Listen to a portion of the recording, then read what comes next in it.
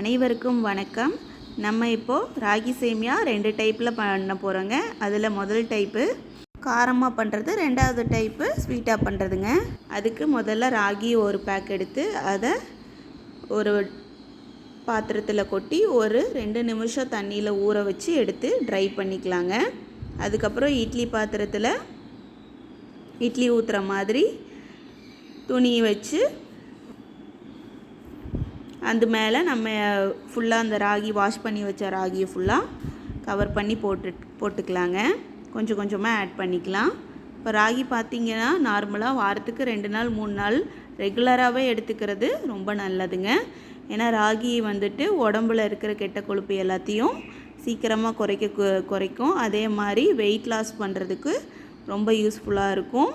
ரொம்ப சீக்கிரம் வயசாகாத மாதிரி ரொம்ப யங்காக காட்டும். கேன்சர் பேஷண்ட்ஸு, அதுக்கப்புறம் டயபெட்டிக் பேஷண்ட்ஸு, இவங்க எல்லாத்துக்குமே வந்துட்டு ராகி எடுத்துக்கிறது ரொம்ப ரொம்ப நல்லதுங்க. இப்போ மூடி வச்சு ஒரு 10 நிமிஷம் வேக வச்சுக்கலாங்க. அதுக்கப்புறம் நம்ம தாளிக்கிறதுக்கு தேவையான பொருட்களை எல்லாம் எடுத்து வச்சுக்கலாங்க. அதுக்கு பெரிய வெங்காயம், தக்காளி, கடலைப்பருப்பு, உளுந்தப்பருப்பு, மஞ்சள்தூள், உப்பு, கருவேப்பிலை, எண்ணெய் இதெல்லாம் எடுத்துருக்குறேங்க. வடச்சட்டியில் எண்ணெய் ஊற்றிக்கோங்க.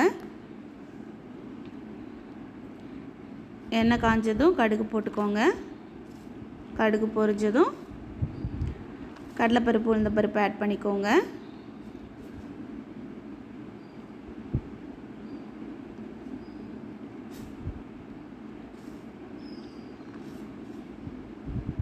அதுக்கப்புறம் சின்னதாக கட் பண்ணி வச்சுருக்கிற பெரிய வெங்காயம், அதுக்கப்புறம் வரமிளகா, அப்புறம் கருவேப்பிலை 3 ஆட் பண்ணிக்கோங்க.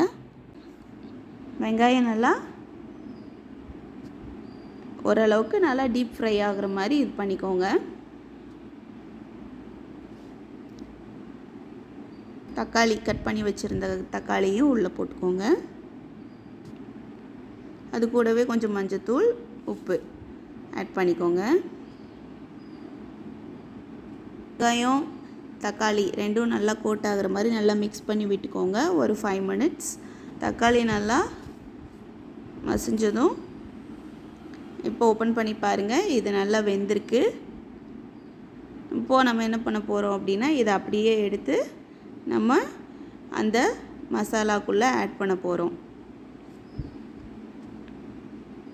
நல்லா கோட் பண்ணி நல்லா ஃபுல்லாக மிக்ஸ் பண்ணி விட்டுருங்க. எல்லாமே நல்லா வெங்காயம், தக்காளி, கருவேப்பிலை எல்லாமே நல்லா மிக்ஸ் ஆகி நல்லா கோட் ஆகணும். இடையில சால்ட் பார்த்துக்கோங்க, கரெக்டாக இருக்கா எப்படின்னு சொல்லிட்டு மிக்ஸ் பண்ணி முடிச்சுட்டு சால்ட் பார்த்துக்கோங்க. எல்லாம் கரெக்டாக இருக்குன்னா ஓகே, அப்படி இல்லைன்னா கொஞ்சம் லைட்டாக ஆட் பண்ணிக்கோங்க.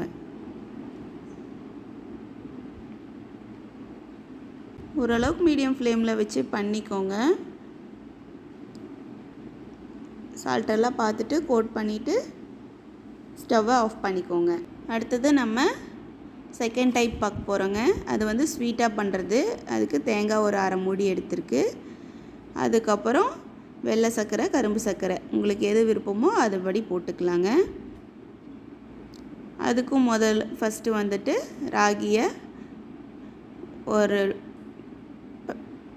பாத்திரத்தில் கொட்டி அதை வந்து 2 நிமிஷம் ஊற வச்சு எடுத்துக்கோங்க. அதே மாதிரி 10 நிமிஷம் வேக வச்சு எடுத்துக்கோங்க. எடுத்துட்டு ஸ்வீட் மிக்ஸ் பண்ணி நீங்கள் சாப்பிட்டுக்கலாங்க.